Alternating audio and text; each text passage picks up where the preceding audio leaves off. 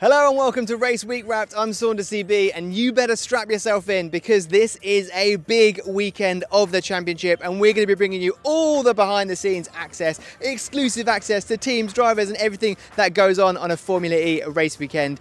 It's a big weekend. Potentially for one of the first times ever, Oliver Rowland could seal the deal and be crowned world champion this weekend. Or will the two Porsche drivers spoil the party and make the fight go into the final weekend in London? There's so many questions, we need some answers. The track walk's just about to start. Let's go talk to some drivers. Is it a bird? Is it a Zane? Oh, it's Superman! It's not every day you see someone dressed as a superhero on a track walk. I feel super. Tell us about this, what's this about? I mean, new livery this weekend for the team, new suits. The livery looks amazing. I heard it's 2 tenths at least, so we'll see. I love to hear that. What Alexa was doing. Oh, right in the heart. Oh. This is a pretty big weekend for you and the team. Why? Why? Because you're in a battle for the championship. You're at a home race. You know, it's still there. It's potentially on the cards. Yeah, all those points there, it makes sense. Big weekend for us. We're third in the drivers, leading the teams, and second in the constructors. So all to play for, all to fight for. No one's won more times in Berlin than you have. I think Lucas has won, 2 times? You've won 3. Yeah. Why am I telling you this? We try and make it 4. It would be cool. Increase that advantage, those stats. Defending your reigning championship, it's still very much on the cards. Who says that?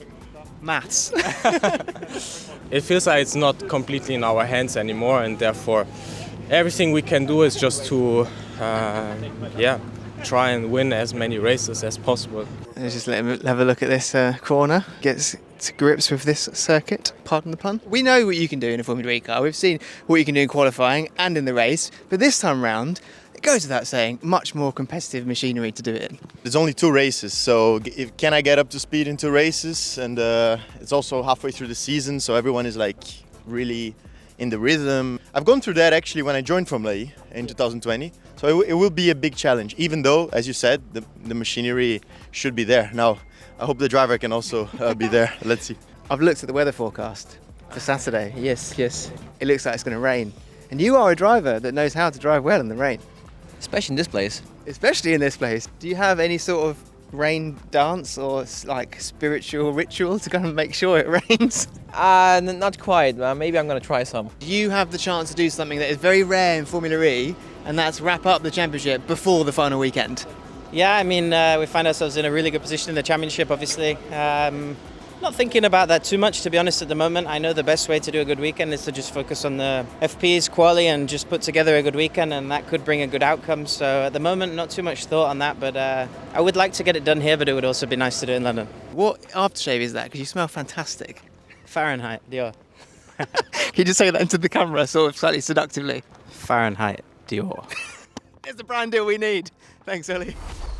Welcome back to the pit lane. It's race day 1 and I'm going to give you an idea of the day we've had so far in one movement accompanied by one sound. Listen and watch this.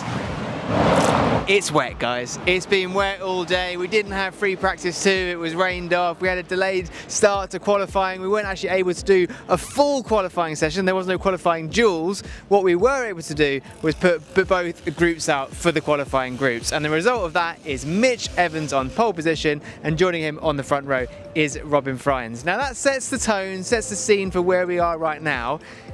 As you can see, I'm not wearing my big rain poncho, I've not got an umbrella. It seems okay as it stands, but again, the radar is showing there might still be more rain. I can't believe I'm saying this, guys. We had 5 years with no wet races, and we've had pretty much every doubleheader, bar Jeddah, this season has had rain. We've been incredibly unlucky, but I'm gonna have my fingers crossed, and so should you, so should everybody here, that the race goes ahead, because we've got a championship to be decided. The autograph session is just about to start. I'm seeing drivers preparing themselves. Let's go chat to them. Right, let's have a little chat with the fastest man on track so far. Oh, what's this? Illustration of apparently all my key moments in. Oh, it's a Kiwi. Yeah, it's a lovely fan gave it to us. Amazing. You are the fastest man on track so far. Pole position is yours. Annoyingly, you don't get the points though because of how the qualifying works. Yeah, I wouldn't mind some points. Regardless, yeah, still a good result. So yeah, still happy. Starting on the front row, it's a good place to be, especially in what is likely to be a pretty chaotic race, both strategy-wise, but also with the weather. A lot can happen. Strategy is going to be really tricky. Obviously, it being a short lap, you know, when you box, you could be a lap down, or fighting cars a lap down. So, yeah, going to be a complicated race, but hopefully we can, hopefully we have good pace, and then normally it makes life a lot easier. I mean, unless it does completely dry up, not having any spray is going to be a big help. Get into turn 1 in the lead and kind of stay there. So I'm just going to see about your signature consistency and how much they stay the same between 1 and 2, because mine, I don't think I've ever done 2 the same. I mean, the amount we do, it should be perfect every time, but they're not. Pretty good. It does look pretty What do you good. think? So what is it, Jev? Is it race followed by the Oasis gig? Is that what you're doing with the hat? It's a gag about the band Oasis. They're currently touring at the moment, and they pretty much made these popular. I have no idea. You know the band Oasis, Wonderwall. Oasis, Yeah. Wonderwall, yeah, of course. Yeah, well, they made this popular. Problem is I have a big head and it doesn't fit very well, you know. So. I can sympathise with that. I have that same problem. Oh, you have a big head? Yeah, no, it's just going to... Oh, not this. It's fine. No, This is a big size. I have a really big head. We've had so many wet races so far this season, but on this circuit, it's a bit more tricky, isn't it? Because the rain doesn't really drain. Obviously, the water, yeah, as you said, doesn't drain so much, so hopefully there won't be too much spray, and that we'll be able to see, so that we can race in safe conditions. I hope it's going to dry a bit. I hope. It's you guys that are behind, you know, in third in the teams, third in the manufacturers, also well within the points available to do the business and move up the order. Quite a long way. 56 points. It's not that much. Yeah, it's everything's possible. I mean, we start P5 and P7, so hopefully we can do a good race together and score some strong points. This is what you get when you're championship leaders. You get the best umbrellas. Let's look at the coverage of this. Like, talking a wingspan, Vinny, it's like a black-brown albatross, if not better. It's huge. Starting P3, it was a really good FP1 yesterday. Actually, we were quick in the dry and then in the wet. Not like Mitch, but we were still okay. So yeah, good place to start. We just need to kind of keep it at the sharp end. Yeah, we're looking forward to seeing it. Thanks, Oliver. And just like that, the grid is full. Mitch Evans is there in pole position, ready to go. Robin Fryon's lining up next to him. We have championship leader Oliver Rowland right here in P3 on the second row of the grid, the only driver you have in front of him, that being crucial because of the spray you have in slightly wet conditions like this. It is drying out actually pretty quickly, and this is a really abrasive surface. Like, there's a lot of different texture in it which can wear away at the tyres, but when they're wet it basically becomes like Teflon, so super slippery. Strategically sensitive race we've got today because we've got attack mode as always, but then being a pit boost race, those two things combined, you want to either use attack mode to minimize the time you lose in the pit lane by pushing beforehand, sort of like a overcut undercut situation, and then if you have done pit boost you want to then use your second attack mode activation to use the extra energy that you've got in pit boost and use the extra power of attack mode to push ahead or hold a lead, that kind of thing. Now you have the first Porsche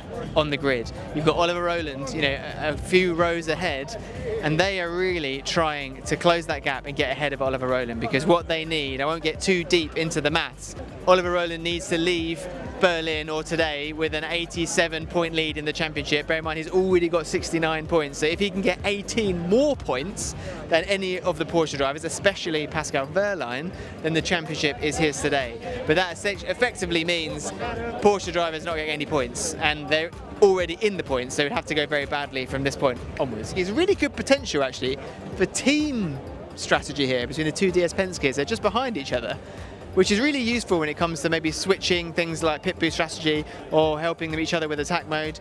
A couple of things to think about, couple of many things to think about in this very exciting race. The big question being though, can Oliver Rowland seal the deal, do the business and get the championship done in this race, or is it going to go into tomorrow or even into London? It's very exciting. We'll see you at the end.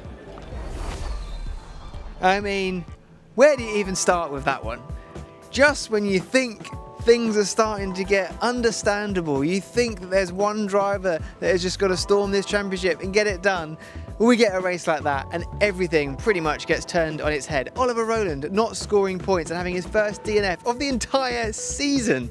What a complete flip from the performance that we've seen from him across the whole season. But of course, credit where it's due for race winner Mitch Evans. His first point since this calendar year, since Brazil, which was actually last year. He gets his first points, and also Jaguar's 50th win in the championship. So congratulations to them. Mitch Evans now actually equals Sebastian Buemi with total wins of 14. So again, huge congratulations to Mitch Evans and Jaguar TCS Racing. The battle goes on tomorrow. Who knows what's going to happen? If it's anything like today, it's going to be chaotic and action-packed. All I care about is hopefully it doesn't rain. Welcome back to the pit lane for race day 2 in Berlin. And guess what, guys? It's dry, although that is very much new news because in the free practice session and qualifying there was still rain, it was a little bit wet, it was very dramatic, but the headline story being Pascal Wehrlein on pole position. He's got those all-important 3 points, now making that gap to championship leader Oliver Rowland even smaller. Oliver Rowland's going to be starting P8, so he's got a bit of work to do. Next to Pascal, on the front row of the grid, is none other than Dan Tixon. That pole position, first one for him, still eludes him, but I think he could be pretty happy starting on the front row. You can see things are starting to get a bit busier in the pit lane, which means one thing, the autograph session is upon us. Let's go talk to some drivers. Look at this here at Mahindra, the full roster. Current drivers, you've got reserve driver, you've got rookie drivers. Let's come down and talk to Felipe Drugovich. You are of course a very experienced driver, you know, F2 champion. What was the biggest difference that you found yesterday in the Formula E racing? I imagine there's a few differences.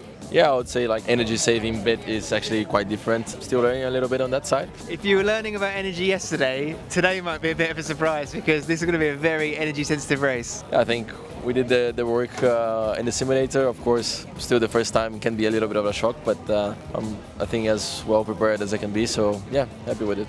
Looking forward to seeing it. Thanks, Felipe. Eduardo, let's talk to you because you obviously had a podium yesterday. A good drive, another good drive in Berlin. Not your first. You've had some good success there over the years. Yeah, I've got good memories here in Berlin. It's a track that usually I like. Now, Stoffel was saying to me earlier that he thinks this could be the most pack race we've ever had. Would you agree? No, I don't necessarily agree. Well, yeah. For sure you will have quite a lot of action, like always in Formula E, but I still think that the pace will actually be quite high. So, yeah, let's see. But you feel confident for where you are? Big issue from where we're starting is that we are kind of like in the middle of the jungle. And you want to be at the front or at the back, usually, in order to avoid chaos and contact. When you're in the middle of the jungle, what animal would that make you? Well, you better be a gorilla than a sheep or Maybe there's any sheep in the jungle. My one, has sheep and all kinds of animals, yeah. Okay, right, well, we'll bear that in mind. All the best for the race. You know what, Dan? I really thought today was the day. Everything was crossed. Yeah, so it was a very difficult morning, changing track, the whole time.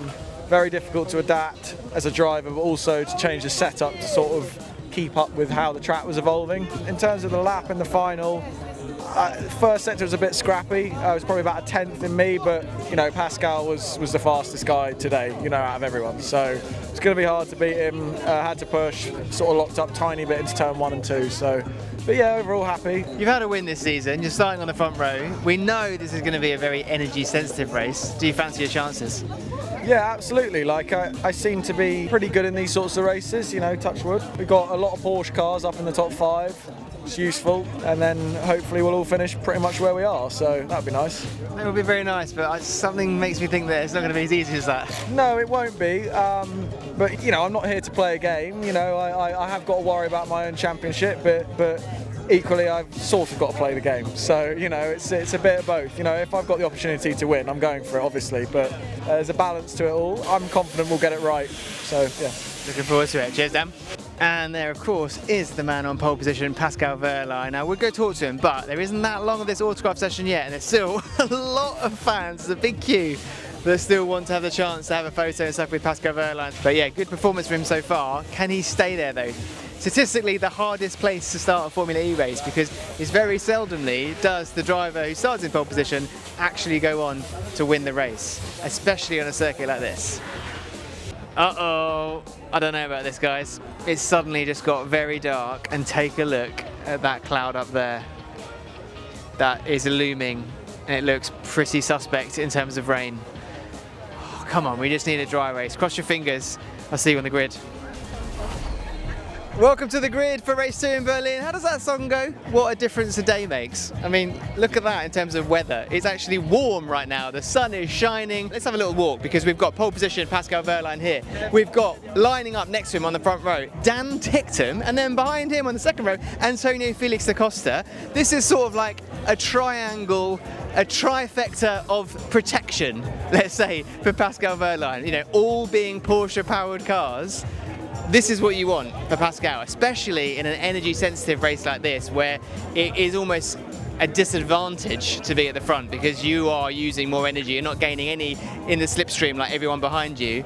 Maybe there's been a bit of a conversation between these two teams, knowing that there is still not just the drivers, but a teams and a manufacturer's trophy all still up for grabs.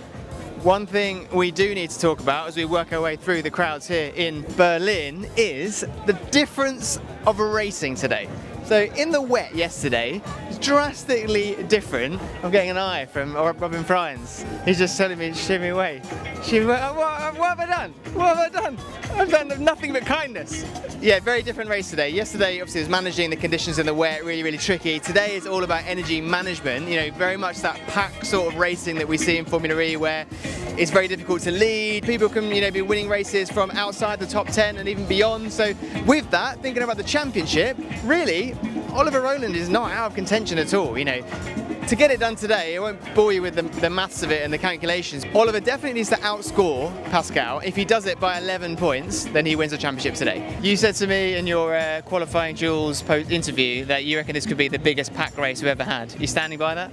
Yes, I do. How do you mean? You're talking about energy sensitivity, right? Yeah, it's super energy sensitive, and yeah, I think to reach the kind of the targets that we need to achieve is quite difficult to achieve. So I think the first half of the race is going to be yeah, a massive amount of saving. Then people will start to position themselves. But do you fancy your chances in races like this? Well, let's see how I do. You know, we had a kind of a, well, not a similar race, but a bit similar in Jeddah. I obviously started last there after I got disqualified, and I came back to 6th.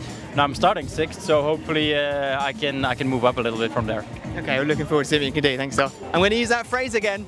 What a difference a day makes. Mitch Evans, right here, P9. This guy won the race yesterday. He was on rails in qualifying, but narrowly missed out on getting into the Jules today by hundredths of a second, and now he starts P9. Now, what can he do from here? He's sort of in the top to middle of what we call the jungle, which is sort of like P5, P6 down, where everything's bunched up and you really got to do a lot to sort of get yourself out of the pack. So strategy, really key, and also having the efficiency to be able to push for longer than others and not have to save as much as others. Mitch Evans, historically, has been able to do well in races like this. I wonder if he can do it today. So that brings us to a close here on the grid. The race isn't far long from starting now. In just over an hour, give or take time, we'll know whether Oliver Rowland is a world champion or not, or whether this fight is going to London. Let's wait and see. So there we have it, guys. Berlin wrapped up for another year, and of course we have a new World Championship winning driver in Oliver Rowland. I mean, let's just gush over him for a second, because that is just a hard-fought but very well-earned victory, isn't it? Very much so. He's got such an interesting story as well. I mean, he made his debut in season 2, then came back properly, didn't took a step back away from the championship, came back with Nissan, and yeah, now he's a world champion. It's such a nice story. I love things like that. He's a people's champion, isn't he, Jonas? Like, yeah, he's brought more success to the city or town, I don't know which it is, of Barnsley than the football team could ever dream of since they were in the Premier League or even Premiership back in the day. Honestly, he's brought silverware to that town, known for Mr. Kipling cakes. Now it is known for Mr. Kipling cakes, ASOS, and also Oliver Rowland. What a list. What a legacy. What a legacy to leave behind. Yeah, it was incredibly well deserved. He's been phenomenal all season. Katie, you spoke to him in the media pen after today's race when he had that all-important championship win. Let's hear what he had to say. Well, Oliver Rowland, you are a world champion. Is that a sentence that you were expecting to hear when you woke up this morning? No. No. I was hoping before the weekend that the outcome could be that, but after yesterday and this morning, was more worried that it might never come. So yeah, I think yeah, no words really. I haven't had time to even sit down or have 2 minutes to myself, so I need to have that, and then I'm sure it'll sink in. Yeah, Pascal was obviously very rapid this morning. You kind of said also during the race you didn't really want to know whereabouts he was, but what point in the race was it that you knew you know, this is happening. My engineer came on, I don't know what he said, with like 4 or 5 laps to go. He said, oh, P4's good. I thought that's a bit weird. And then I looked at the TV screen, and the first one I looked at, I got to about 8th, and then I went past it and I thought, oh, he's not in the top 8 then. Actually, the time after, I started from the bottom. Yeah. So I started looking for the bottom, and I found him quite low, and I said, oh, okay. I didn't know if he'd had a problem or something. So then I was aware that 4th would be enough if he didn't score, so I knew that myself. Yesterday I was really disappointed with myself. I knew what I'd done wrong, but I couldn't change it, and then obviously you add 5-place grid penalty on that, then Pascal does pole. You know, in my mind for the last 5 races it's been like, okay, if he does pole and win fastest lap, like, what do I need to do? You know, and yesterday was a big loss, and then I think it's just typical Formula E, right? One moment you're here and the next you're here, so yeah, I think that the race itself was one of the hardest I've done, to be honest. Congratulations, Ollie. Well done. Thank you. Thanks. I mean, what a man. What a man. I have to be honest, when he crossed that line, there were tears in my eyes. It was emotional. It really was. And Tommaso and I embraced each other in the Nissan garage, and both of us were just like watery eyes, like glazed over. But I was like, I told you it could happen. He was like, I didn't believe you. But yeah, it did. That's a beautiful recreation. Thank you, Saunders. Thank you. Available for any performances should you need them. Let's just before we move on to something else, Jonas, Rowland was so calm and collected about this weekend. You know, he kept saying he wasn't thinking about the win, he was just going to do what he does every time, but he must have thought about it a little bit. He's maintained it the whole time. He told me that there were celebrations kind of tentatively booked, not for here, but, you know, a flight to Ibiza for the whole team, which he's now revealed is what he's hoping to do. But I did speak to him afterwards, just as he was whisked off now, and the man did book a contingency flight on Monday, should he need to maybe go and find out how to celebrate a championship win in Berlin. So as much as he tells us, oh, I'm not going to win this weekend, it's going to come down to London, I'm not thinking about winning, he was thinking about winning a little bit. Love that. Yeah, I love that. So one Great airline has little benefited because they've got 2 flights out of Oliver Rowland this week where they've not had to fill one of them. Incredible stuff. Right, just before we wrap up, other moments, other highlights of the weekend, Katie? Got to be Jaguar. I mean, wins in both races, especially after the struggles that they've had. I mean, Mitch Evans went 11 races without scoring a single point. Obviously, got the win in Sao Paulo at the start, and then all that time with no points, probably the longest stint he's had in his career with that.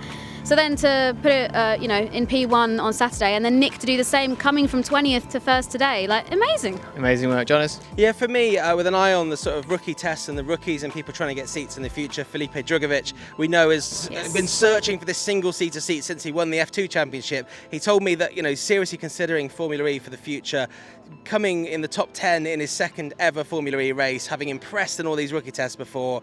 Great for him, not an easy car to jump in and drive, not an easy track as well, considering the conditions and the people who know how to drive this track, and we've seen many successful drivers in this track before in Berlin, so fantastic for him, fantastic for Nissan as well, to have Sergio Sette Camera getting a point, having trying to find his way back into the championship, so rookies doing well, and big shout out to them, I reckon. Well said. Right, we have a new World Championship winning driver in Oliver Rowland. Congratulations to him and the Nissan team. But, of course, the championship is still going into London for the Teams and Manufacturers Trophy, where currently Tag Heuer Porsche lead both. Will it stay that way? We'll have to find out in London. See you there.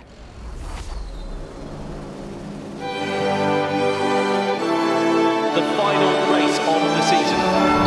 Mind the gap. There's eyes on the lights, and we're underway here in London.